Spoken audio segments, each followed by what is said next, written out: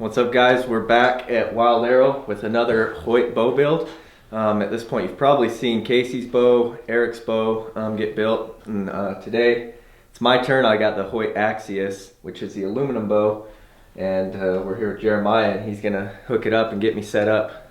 Yeah, this will be a sweet rig for you, man. You're gonna love this thing. So, but yeah, we'll get this going. I mean, I think just like Eric's bow, this thing's just gonna shoot right out of the box. So yeah, it makes my job easy, which I always like. So of course, yeah, this will be sweet. Yeah, this is my first aluminum bow that I've shot. I've had the Carbon Defiant and the Carbon Spider.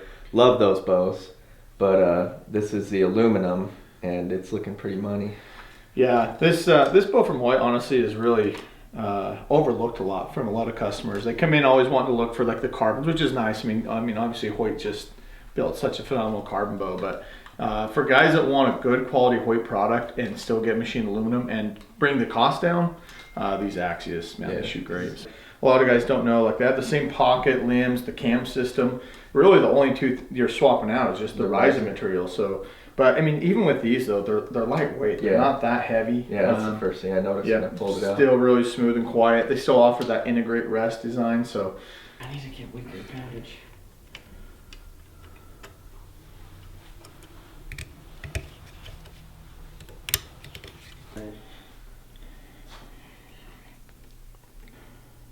So what's really interesting with this felt, some of them, for whatever reason, stick really well, and they hold fine, and then most of them, or not most of them, but some of them just don't. The felt peels off. So we've been putting this on, but then we've been doing some heat shrink tubes, and kind of keeps them quiet, but then keeps this felt on there a little bit better for you. So there's a couple of different ways to do this. Sometimes you can tie a knot right here, but we've always done this tie method, and then once we adjust the rest timing by sliding this cord in or out, we always like to cut and burn that. That way it's really secure, where if you're out hiking, hunting, and you catch this cable on something, it's tied and cut and burned here, and then there's actually a set screw in the rest, so that it's not going to move and affect your timing of your rest at all. Yeah, I always like to finish that with just an overhand knot, just to help hold it tight, and we'll cut and burn that by. Okay, what we're going to do is throw an arrow in there really quick. Not perfect. So we've kind of pre-measured this T-square where we know where we want to start the center shot. So we always go against the riser. We don't ever go against that rubber shelf pad because that throws it off. So always against the riser, but that's pretty much dead center. So I'll tighten that back down, and then we're going to level it up here with a string loop. So what we're doing here is when we clip this on, see how I've tried to keep it all on the serving here, keep this as square as possible.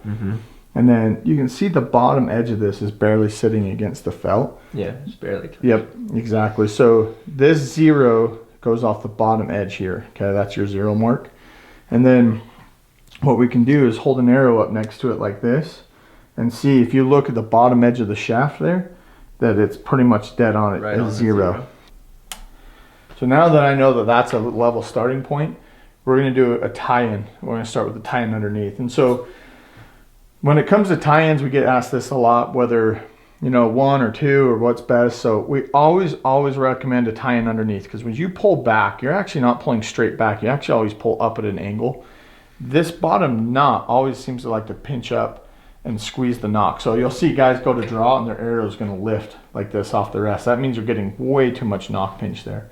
So we've ran it both ways with a tie-in underneath and a tie-in top and bottom. That's, I think, a little bit of a personal preference if you do too, but definitely at least the underneath side has got to be done. So okay. Yeah, when you mentioned like what changes they do from year to year, one of those changes is they can change where that cam rolls in relationship to the axle. Like at full draw, you get to full draw, right, where that string's coming off, where that edge is in relationship to the axle itself. Sometimes they scale the cam so where that distance will change, and what that does is change string angle to your face, knock pinch, but it also changes just the tension in the system. Like RX1s, for example, those ones were a lot noisier, right? And so when they changed that, the tension got different. So when you got to full draw, it was tighter. Your string didn't feel as loose, so when you put your nose on it, it was more forgiving. So little things like that is what they do every year that sometimes the average guy might not notice, but they are making changes every year that aid in things like that. So as far as string angle, shorter axle, it's going to feel like you can pack it around easier. But at the same time, when you draw back and you anchor, it's still going to feel comfortable and not feel like a short bow. Top 3 things I like about the Axius are, 1, it's going to be a very forgiving bow for how small it is. Like I was mentioning earlier, the axle size, even though it got smaller, the way that the geometry of the bow is designed, the way that the cam's designed, the string angle, it still feels like a longer bow. So you get the packability, but you still maintain the shootability. That's one thing that I really like. Another thing they tackled on the Axius versus bows in the previous past that are pretty similar with the Helix and then the Hyperforce kind of bows, is they tackled noise and vibration. That bow is a lot quieter than what they used to be on the 2 bows previous to it with that new dual track on the bottom. So noise and vibration, shootability, and then price point. You can get that Axius at the same price point as a lot of other flagship bows, but what it's got is it has the same components that you'd find in like the carbon bows, like the RX4 series. A lot of people kind of forget about the aluminum bow and what it has to offer. It's got the same cam system, same limb system, same geometry as the carbon bow. The biggest difference is the aluminum. So for the guy that wants a really good shootable bow, but he can't quite go to the carbon bow, the Axius is that bow. It's kind of forgotten about, but it's the same stuff you'd find on the high-end bow. But you get it at a little bit different price point. I think there's a $600 price point difference between the Axius and a carbon. All right, I'm gonna steal one of Eric's arrows here, and then, hey, if you guys are interested, we carry the Hush wraps and vanes here at the shop. We have pretty much every color, the style they make. So if you guys want to come check these out, we can build you some of these Hush builds. They're pretty sweet. We run that true helical, big fan of that. I don't know if you guys have tried that or not, but a lot of our customers really like that. We're sending it then? Yep. All right. Pretty smooth. Oh yeah. Getting really nitpicky on there. It's knock high right. So the front of the arrow impacted here and the back of the arrow went up to the right, just a hair there. Okay. So we're gonna do 2 things before we shoot our next shot. We're actually gonna knock tune the shaft. Okay, so I don't know if you're familiar, have heard of that at all, but I've heard it. Yeah, so every arrow when it gets built has a high and a low side to the stiffness of the arrow. So we're gonna knock the arrow and rotate it to the next vane and see if it changes our tear. Okay. If it does, we know it's something with a dynamic spine. But if it repeats the same shot, then I can make some tuning adjustments within the bow system. Okay. So. A little close. Yeah. Okay, so just by rotating that arrow though, we went from knock high right, now we're pretty much straight knock high. So I'm gonna rotate that arrow one more time just to see if it changes our result again. Okay. So with doing this, you have to make sure that you as the shooter is capable of repeating the same shot, right? Like there's a lot of guys that try this that from one shot to the next, there's minor inconsistencies. Yeah, exactly. Yeah. So you got to know, what are we eliminating? Is it shooter error or something mechanical with the equipment here?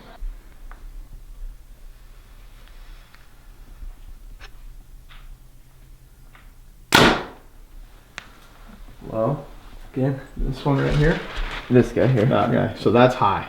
That's Yep, high. so both of So those, too high now? Yep, both of those are just a little bit high.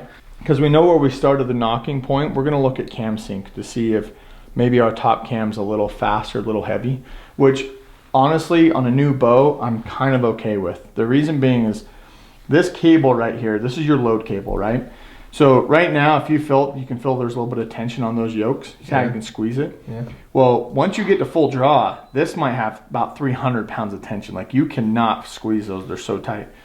So I know that if this top cam or this cable is a little fast or a little heavy right now, as you go through a break-in period, this is still gonna have a little bit of stretch and creep, but we're gonna check that to see if that's what's causing our knock high there.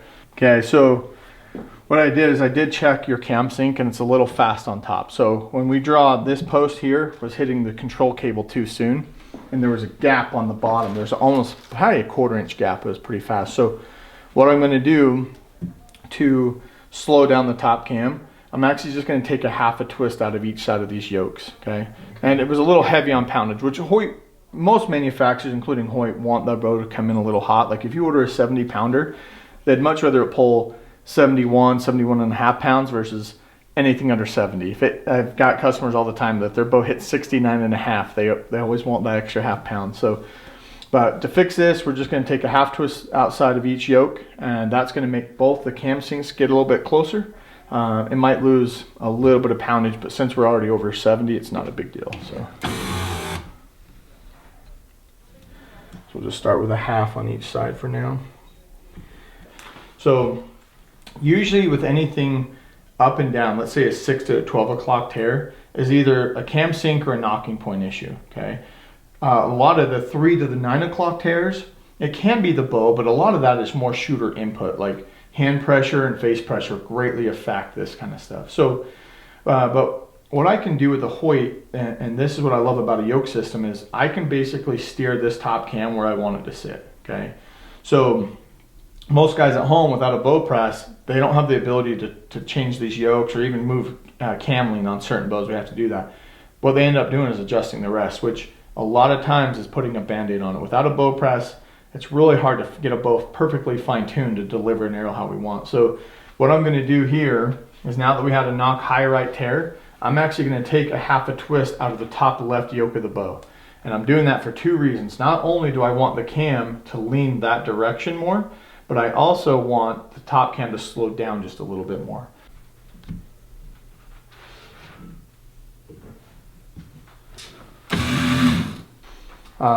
You know, I already took a twist out. I want to see where our starting point is. So what you're going to do is take an arrow shaft. You always run it on the shelf side, but we're going to lay this arrow across the string. Okay, and if you look there, it's really close to being parallel. Okay, see that? So we don't want this cam to actually lean out away this direction. It's okay if it comes in a little bit. If this cam, where I put the arrow on, maybe the arrow intersects down here, that's okay. But what we don't want is this cam to lean out this way, because the problem with that is it could miss this peg at full draw.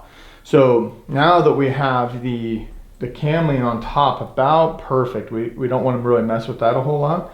Now what we're going to do is kind of look at either bottom cam lean by spacers or hand pressure. So typically a knock right tear like that is more rare for a right-handed shooter. Usually face pressure on a right-handed shooter is going to push the arrow left every time, okay?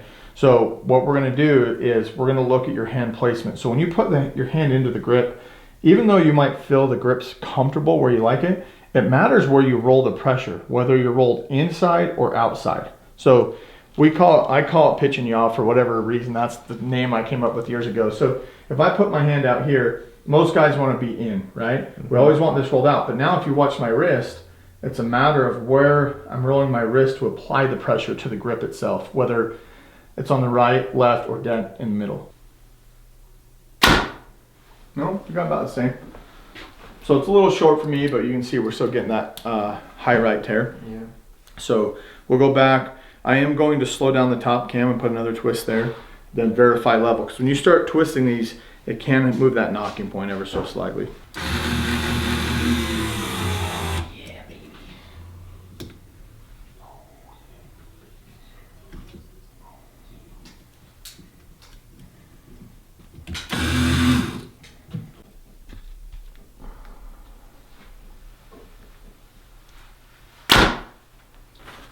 I mean, we're really, really close there. So we've just been doing those half twists. That was still just a touch on the left side.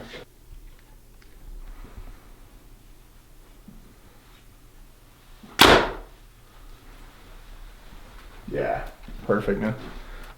Sweet. Yeah, so now we have what we call good arrow delivery. We're gonna bolt that sight on and then set a peep sight. Every now and then, for whatever reason, adding a peep can change the tune of a bow, but it doesn't happen all the time. It's pretty rare. So we'll bolt your sight on, get it leveled, and then we can set your peep sight, and then we're pretty close to being done.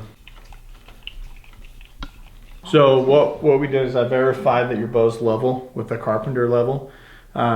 If guys are going to use the carpenter level at home, you got to be aware that the bottom limb pocket is wider than the top, and I believe it's exactly a ½ inch. I've measured it with a set of calipers, but once you get that carpenter level, we've got the bow perfectly squared. This level right now, this is that Hamskea 3rd axis level. We love using that tool, but what I've done is I've connected it up here where the 1st axis block would be. Okay, so you see how that bubble's now perfectly centered. Yeah. So I'm going to go ahead and tighten this down. Perfect. So yeah, if you stand here, We're going to trust that the bow's secured in the vise. We're good there. But then you can look at this bubble in the scope, right? See how we're to the right. right? So that's going to be your second axis, okay? And what we want to do is, if we know that the bow's perfectly level and then that the first axis is perfectly parallel to the bow, they're both running, your second axis right now is canted this way. That's why that bubble's on the right edge. So when you go to set any axis points, you got to make sure that this is squared first before you set the second, okay? And so we're going to loosen these two screws here on this green ring, and we're going to just pivot that until that second axis is right in the middle. Okay, so in this position, I want you to verify two things. Not only the height, it should be really comfortable and easy to get to that peep, but you're also your sight picture. So what the peep sight looks like around this scope, okay? Indoors, I want you to see just a hair gap around there, just a little bit. Yeah. Because when you go outside on bright days, it's going to naturally get tighter, okay? Man, I'd say it's perfect. So we're going to verify one more thing, okay? Okay. So this is the biggest mistake I see with guys setting their peep on a slider sight. When we go to set this scope up, you know, you can run 20, 30, 40. I like 30, 40, 50 is how I run my pins, right? But anything after 50 yards, you're actually going to be sliding the sight down, okay? Well, that changes your sight picture automatically. So when I set my peep on this type of a slider sight or a scope, at my short distances, let's say 30, 40, 50, when I draw back, I come into the peep sight just a little bit of nose pressure down.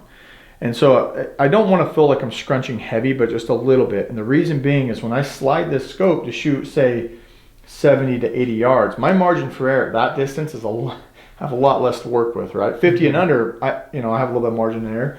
So I really like to center my peep on my scope at the longer distances. So 30, 40, 50, I want you to drop back. I want you to get into the peep just a little bit with nose pressure, not a lot. But then what I'm going to do while you're at full draw, I'm going to slide this scope down using the slider. Okay. And what I want you to do is you're going to feel yourself come up the peep sight or the string with your nose to recenter the peep on the scope. So doesn't matter if you're going to shoot 30 yards or 100 yards. This peep has to center the scope every time. So as you're at full draw, I want you to get back anchored, center the peep on the scope, and then I'm going to slide this sight down to see how it feels for you at the longer ranges, okay? Okay. Perfect, good. Come up here just a little bit more level. Perfect, good. Okay, good sight picture there? Yep. Okay. Okay. Now what you should feel is, there you go. See how you had to move your nose up? It's not a lot of movement. Yep, just okay. right Are you recentered? Yep. Okay. How's that? That's money. Okay. So then I'm going to roll back up, and I want you to feel yourself have to scrunch in just a hair. Yep. Just a tiny bit. See how you move that head? Yep. Perfect. Very good. Okay. Good? Yep. Excellent. Yeah, that was perfect. But you see how that sight picture changed as I move that scope? Yep. So if you have to center in or tuck in just a little bit in the top position, that's good, because I want you to be centered at 70, 80 yards.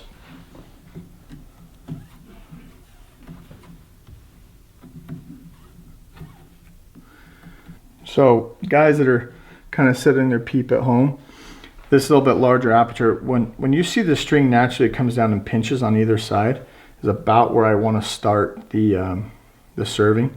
You don't want to bring this down too tight. I see guys that tie their peep in where they'll bring this down and pinch it really tight, like in here and here. It's actually a bad wear point for the string. So you can see here how if you center the peep, I've tried to keep the gap from the top to the bottom pretty well sixes. Yeah. That creates equal pressure top and bottom, and a little bit of pinch is good. That's what's going to hold the peep. But too much, if I was to run that down too far, it's not good for your string. It can cause it to wear out a little bit sooner right there. So I'm just going to cut this cable here. That's the down cable to the rest. And then kind of like the loop here, I'm just going to fray that just a tiny bit. Burn that down.